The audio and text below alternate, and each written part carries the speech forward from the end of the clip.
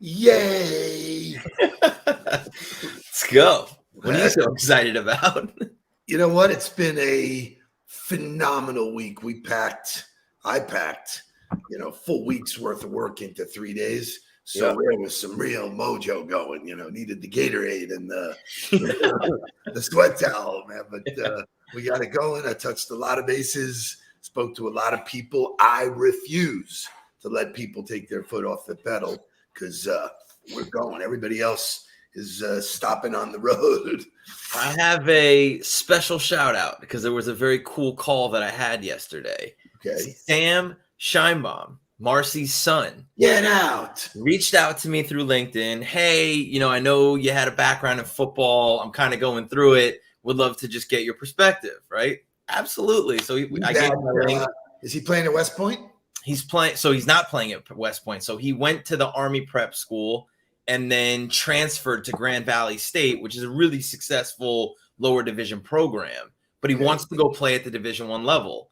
And so he basically put it out there to me. He's like, look, I'm willing to do whatever it takes. Can you lay the roadmap out for me on what I should do to get there? And so we had like a 20-minute call, like a 20-minute call where I kind of laid out what he needed to do. And he's going to follow up with me and like show me the stuff that he's going to send to the coaches. And it was a really cool conversation though. And it was awesome because, Marcy told him to reach out to me. So it was great. Which is phenomenal because now that the next generation is connecting, we're seeing a lot of that. You're seeing a lot of that. Jake is seeing a lot of that.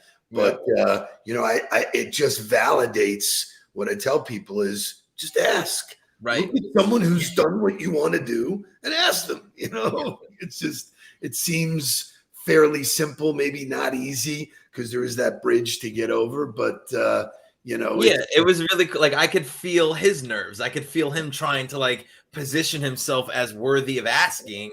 And I was like, dude, just tell me what you want. Even my own nephew, your cousin, right. Stephen, he was always very nervous. I said, dude, what's with the formality, man? Relax. But the reason I was so open to just giving him what he wanted is because of the way he came into me. Yeah. Right. Like he sent me a message. Hey, my mom, Marcy, said to reach out. Like, so I knew where he was coming from, gladly accepted. And I was open to helping because of the way that he came in asking. So I think that's another really good point to make is that the way you approach it opens the door for the ask. So that's so amazing too, because what comes to my mind is there are people that ask but think that they know the answer already. Oh yeah. Right. I'm doing that. Yeah. When a kid says to me, I'll do whatever it takes. Right. You own me. Right. Listen. Right. Just listen. If you ask, listen, because a lot of I'm doing that. I'm right. Thank you. No problem. But it's a funny Friday. It's a fantastic Friday. It's a finished Friday. But we don't do anything until we play some wake up music. Wake up, everybody! Get up!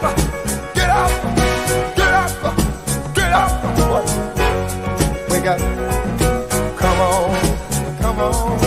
Wake up, everybody. Teach a new way.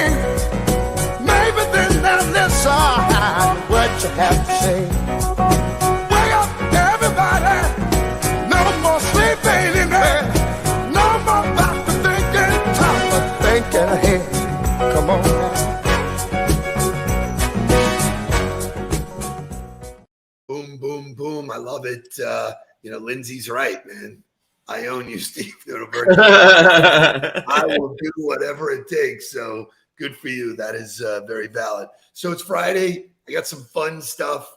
I got, really into words. I got some words we're going to talk about today. In 1901, the first Nobel Prize was given out. So we'll talk about that. But I do want to start with two names that I don't think people know. Do you know the name Kyle Bankert? So I know who he is only because I follow the NFL. All right. So I'm going to guess that nobody in the huddle knows who Kyle I would think not.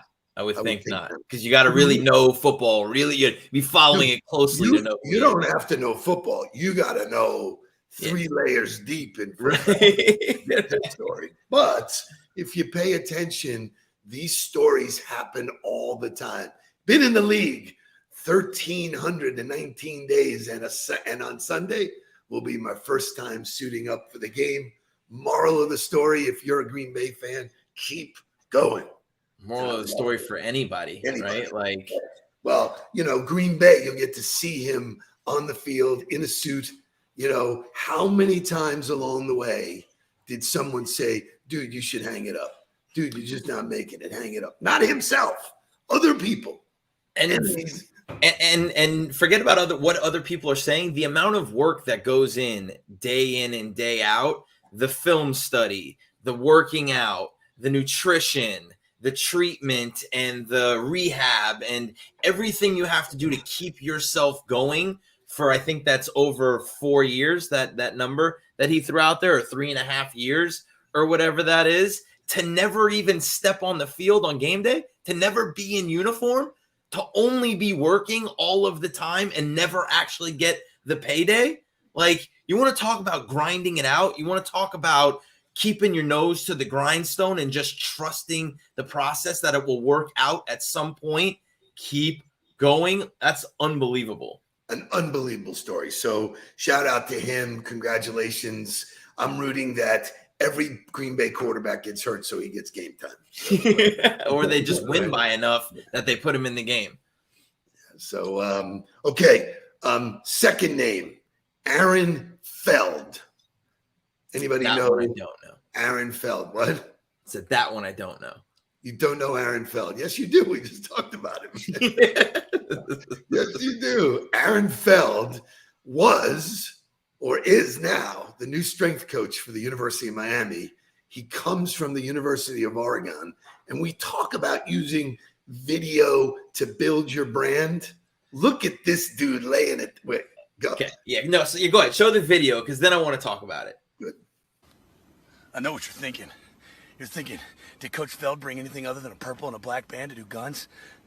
The 45-day challenge on the island of Hawaii? The answer is no. No, I didn't. But did you hike an hour and a half across the ridge of a canyon to get to this rock in the middle of nowhere to do curls? I don't think so. You're sitting at home watching this video on your phone. You haven't done anything. Have you done the 45-day challenge today? Have you gotten 100 buys? Have you got 100 tries? Have you filled the sleeves? I didn't think so. So before you say anything about my form or about where I am or about the band I'm using, get out there and get 100 buys and 100 tries and get ready for the 2018 campaign. Get ready, man. That was 3 years ago that he did that. And I found him during that time. I found him when I was at, I think it was Nevada. And he was putting out unbelievable video content on Twitter about what they were doing in the weight room. Not just fun stuff like that. He was promoting the kids. He was promoting their program and what they were doing. And that's when I was like, oh, they're doing something different in Oregon. Like, this is a place. And so his brand has now transcended. There you go. And so you've got some of these strength coaches in the sport that have really transcended their role as a strength coach and become prominent names within the industry, which is really cool, because I think that they're the most important staff member in the entire football organization. So whether they were or they were not, my contention is anybody can share who they are and what they are. Correct. And rise above. Name me 5 other guys that are strength. You can't do it. He stood up and said, I'm going to get out there and I'm going to just share who I am. Now you can tell what kind of personality that guy has, right? Yeah, 1,000%. He's hilarious. I would love to have that guy in my huddle, love to work with him. He would inspire me. He would be over me going, you can do this, lift it up higher. You could just feel that spirit, that energy. Yeah. And when you decide to share it on this gigantic stage that we have, and, still less than 5% of people in our profession are doing it or doing it right or doing it often. So right. I thought it was fun to do that. So shout out to him. Joseph Gonzalez did bring up a sad note, and we will talk about there's always good with bad. Demaryius Thomas, if you remember him, a sad story at 33, had a seizure. He is no longer with us. And so rest in peace. the whole NFL, the whole sports world So reacting to that. It's just sad, but it just lets you know you never know, man. You don't know when your number's up. So live every day, live every minute like it's your fullest. So in that spirit, and knowing that it's Friday funny, I want to pose a question, everybody. That is a very, very serious question. Everybody in their life has already made this decision at one point or the other. It is really. By the way, there is a right decision here, right? Like, important discussion. Toilet paper over or toilet paper under? And I gave Steve Edwards credit. Steve Edwards was on one of the 8 speakers. yeah, he was with us on Wednesday night. He and I had never, ever met face to face, but I walked up to him and I said, dude, toilet paper over. I thought the guy was going to lose it. I go, yeah, I was in it. I did the poll, man. So Mark, my question to you is over under.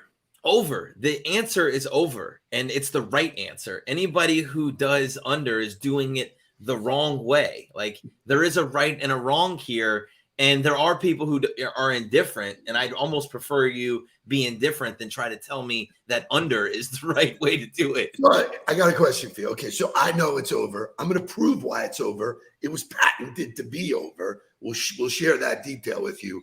But when you go to someone else's house and it's under, do you change it? If I'm in a public bathroom, I'll change it. I don't care where it is. If it's not over, I'm changing it because it's wrong. It's wrong. You're right. It's like, oh, don't worry, you did this wrong. I'll fix it for you. Look at Eddie Dykes. Of course, over and folded. Just you like it in the arrow? Or? Yeah, right. So here's the facts, because you got to do this. In 1871, oh no, Jamie Tribble is under. Oh, but she's got a reason. She's got a reason, which is really interesting. She has a cat, which maybe this is a reason you shouldn't have a cat, that will unroll the toilet paper so she does it under so it doesn't happen. She's got a reason for it, at least. So Eddie's right. You have to change it. Okay. Yeah. So if I'm in your house, Jamie, please invite me because the cat's going to have a field day. So the facts on this: in 1871, Albert Wheeler started the company, the Albany Perforated Wrapping Paper Company. And then a couple of years later, it was the Scott brothers who took the invention to the masses. But proponents say overroll provides easier access to the free end of the toilet paper and minimizes the risk of knuckle-on wall germ. I do agree. So, I thought that was kind of fun. Similarly, so that this is a similar question to you, right? Is paper towels. Do you pull from the left or the right? Does it matter? I pull from the right. Really? It spins through. Yep. Wow. I pull from the left. It spins counterclockwise for me. Leave it to Jeff Bishop to say this is a shitty conversation. Well done, Jeff. Well done. So I don't know how you're feeling today, but I know that I am far from running out of gas. I feel stronger and stronger every day. Shay, give me some motivational music.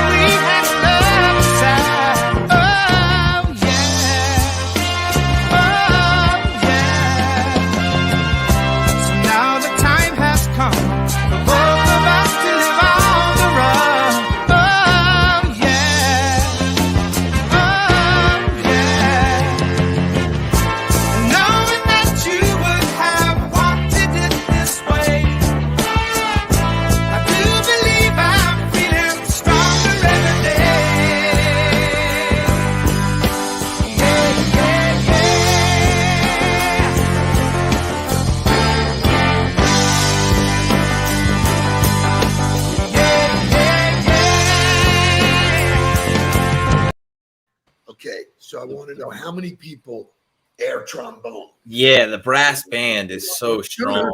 no. That's good shit, man. So this day in 1901, the first Nobel Prize was awarded to the crowd. Who was the first Nobel Prize given to? There's no way I would have ever guessed this. This was a tough one. This one was. This is definitely a Jeopardy question. You know, who is? So we'll let that one marinate for a while. So in 1888, there were two Nobel brothers. One of them had his obituary written in the newspaper, and the fact was he hadn't died yet. He goes, "Oh my God, this is a sign, whatever." And so he signed his last will and testament, giving the largest share of his fortune to a series of prizes: physics, chemistry, physiology, literature, and peace. And so they give out all of these awards every year. And the question I have for you, Mark, because I know in football there's a prize. Everybody's looking for the prize. They gave out awards last night. They gave out the Player of the Year award for those of you who didn't know who it was. Oh, yeah, it was Bryce Young from the University of Alabama, who will also win the Heisman Trophy. Yes, he will. The bet is you have to bet $3,000 to win 100. Right? Yeah, that's a lot.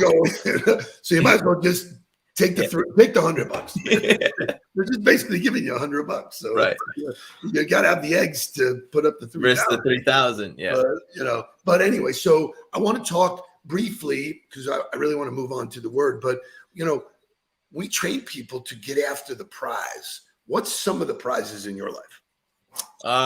It's all about the other people are the prize in my life. When I see other people have success, like whether it was in coaching and whether it was in athletics and it was my players who I saw have success on a game day or overcome a class that they were struggling with. To me, all of the successes are the people in my life. It's my wife, it's my son Kai, it's you guys, it's everybody that if I'm able to somehow help somebody else be successful, it's the ultimate trophy. Interesting. Very nice. I think that's a wonderful answer. For those that want to know who won the first Nobel Peace Prize, nobody's even gotten close. It's not even close. Teddy Roosevelt. Teddy Roosevelt, baby, Teddy, which is probably my third favorite president of all time. Oh, if you just go deep on Teddy and the leadership lessons, tons of good content there. But I want to talk about a word today that I know you exhibited when you went on stage. Lori Salarillo talks about it in her Seeing the Future. She talks about all the C's.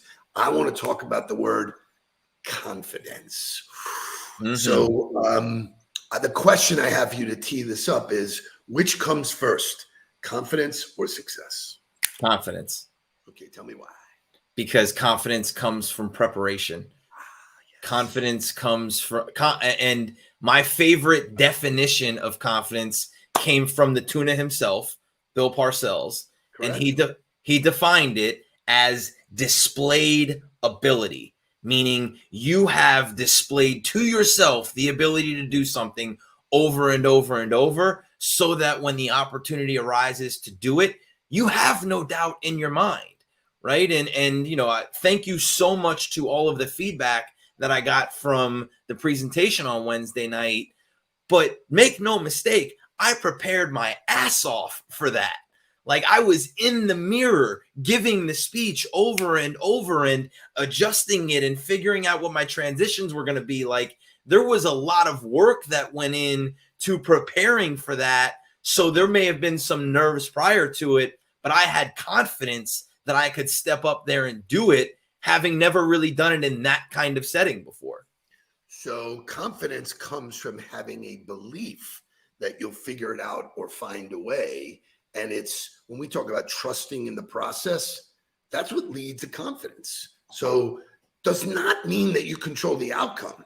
Confidence has nothing to do with controlling the outcome or seeing that vision at all. It's just knowing that you did the preparation. The key to confidence, as I put it in my paperwork, confidence is a vision coupled with the execution of that vision. See it, do it. Know it, do it. Know it, do it. You know, it's that same practice all the time. People who are starting to use video, they go, well, I'm not that confident in it. Well, you will. You've done it enough. Yeah, it's my answer every single time. I just had a coaching call yesterday with somebody who is definitely lagging in the group of people to everybody else using video. And he said, I'm really kicking myself in the ass now to get it done. I just still don't feel comfortable. And I was like, that's because you've done it an extraordinarily less amount of times than everybody else who's consistently using it now. If you'll just do it more, it'll get more comfortable to you. So I just had this conversation also, that there's two kinds of mindset. There's trusting and training, so, use this analogy. Guy gets up to, gets in the game with a minute left, Brady, Yep. He's not thinking about training, man. He's already been there, done it. He's played it. He's trusting that he did the right amount of work in the 2-minute drill, in the mindset, in the film, in his health, in his body to do that. So this idea of trust versus training is key, but there is a time to put the training out of your mind, quit questioning and just doing. Yeah. And that trusting mindset. And that's so for the leaders out there or the other coaches out there that are coaching something and not getting the actual application or are not getting the adoption from the people, they probably don't trust the fact that it's going to work. So they may trust you, but they may not trust what you're actually telling them. So for me, whenever I took over a new organization or I came in with a new group of players, I made sure that once I showed them what I was going to ask them to do, I made sure I showed them the product. If you do this, here's what you will get. Let me show you an example of the success and how this has worked before to help build that trust to get them to implement the things I needed them to do. So, when you're in the moment, when you got up on stage, wasn't a time to think about how you're prepared and what to do. That in itself creates doubt. When you're in the training mode, that's when someone's critiquing you. Hey, do this, do that. When you're doing it, it's over. When you got up there, it was full on. No more doubt, no more criticism, no more nothing. This is what you got. It's almost like blacking out.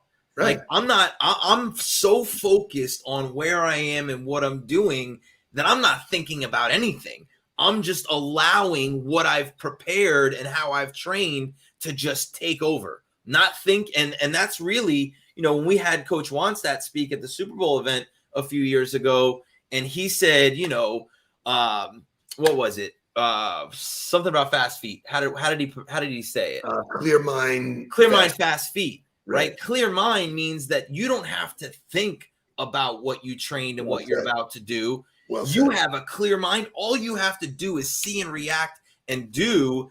And if you're not practicing, if you're not putting in the preparation, it's impossible to have a clear mind. Love it. Love it. Love it. What a nice way to end the week with confidence that we did the work, that we prepared, we got the results we wanted. But even if we didn't, we know that we left it on the field. So for those who are thinking about taking off for the weekend, don't. The grind includes Saturday and Sunday. Get out there, think it, believe it, do it. We'll see you live Monday morning. Till then, let's get down to business. Please don't worry about me. I'm about to let my heart speak. My friends keep telling me to leave this. So let's get down to business. Let's get down to business. Give you one more night to get this.